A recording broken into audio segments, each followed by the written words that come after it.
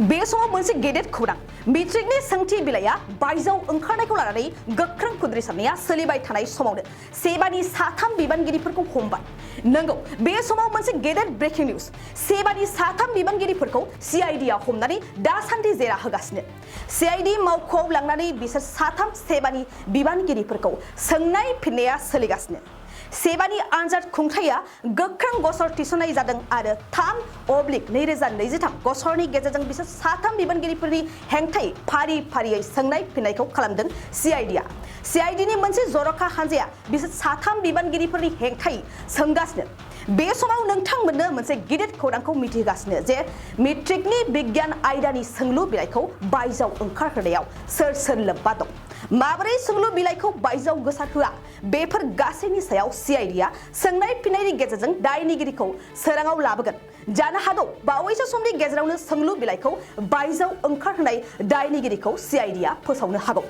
थारैनो सेबाया दिनैनि बिगियान आयदानि आनजादखौ खुंनो हायै एबा केन्सेल खालामनायखौ लानानै रायजो नाङैनो गुबुन गुबुन आफाद गौथुमफोरा सोमावसारनायखौ नुनो मोन्दों आरो सेबानि लोरबां नोजोरजों बे खेबनि मेट्रिक आनजादाव खुंनायखौ गोख्रों रावजों सावरायदों।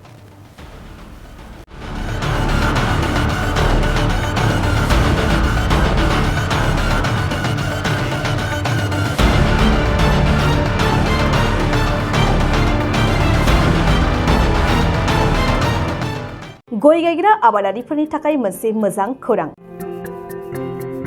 थापा नार्सारियाव मोननो हागोन जाखांफु लाइमोनफोरजों बानायजानाय हाजो आरो हायेनावबो गायजानाय अर्गेनिक गय फुलि। थापा नार्सारियाव अर्गेनिक आदबजों बानायजानाय मोजाङैनो खिलिखांनाय गासै 20,000सो गेरेमसा गय फुलिफोर दं। बारा नङा, फांसेयाव 60 रां होनानैनो नोंथांमोना गय फुलिखौ बायना लांनो हागोन।